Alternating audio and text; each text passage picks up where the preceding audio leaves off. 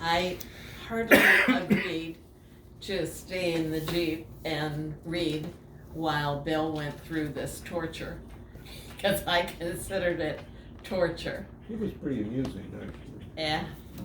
And the only time we varied that was entering Honduras, because there was a little guy with his bug Wait, spray. before you get there, once we got into Central America, the process changed, right?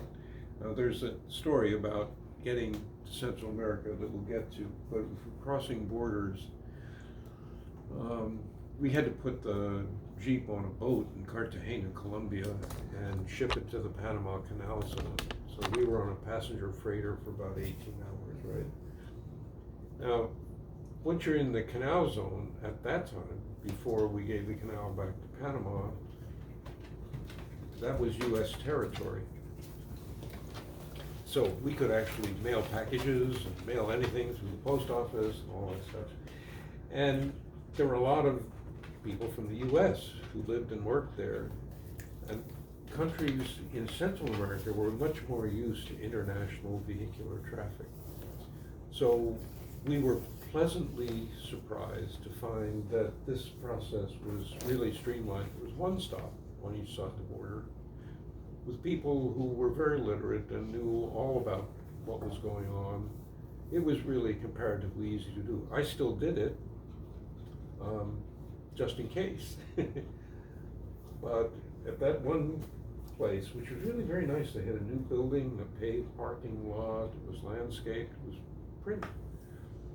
And I went in, and it didn't take long, went through the 4 documents, 2 passports, export papers, carnet de passage, and came back out and was surprised to find Ardith outside of the Jeep, her arms full of bags of groceries that we had just bought, standing in front of a very short man in a very long white coat who was carrying what looked like a suitcase. And I could tell that the energy was very negative, that Ardith was dressing this person down.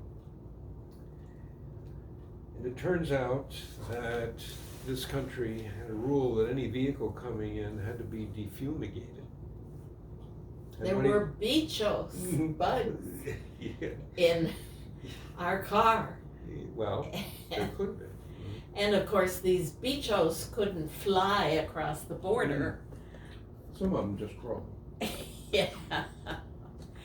And so it made absolutely no sense to me to have your vehicle sprayed.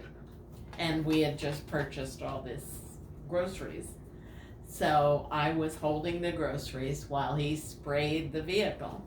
What he was carrying was a portable fogger. So as I watched this tableau, I heard the argument, couldn't understand it, couldn't pick out the words.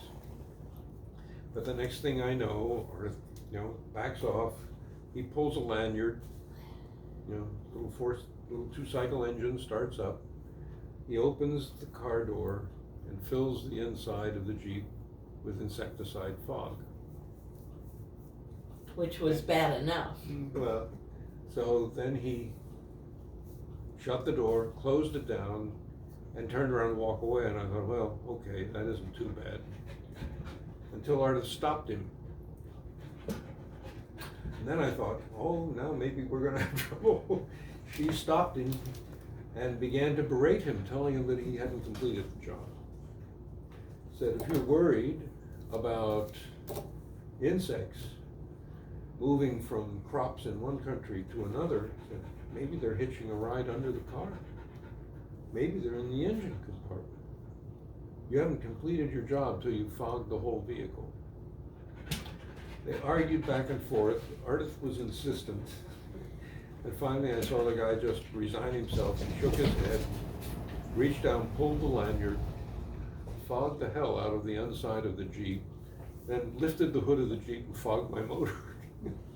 put it down, and shut down his fogger, shook his head again, and walked away kind of muttering. And I came up to Ardith and I said, I'm not sure what went on there, but let's get out of here. You know, let's get in the Jeep and let's move before they decide that we need a little more scrutiny.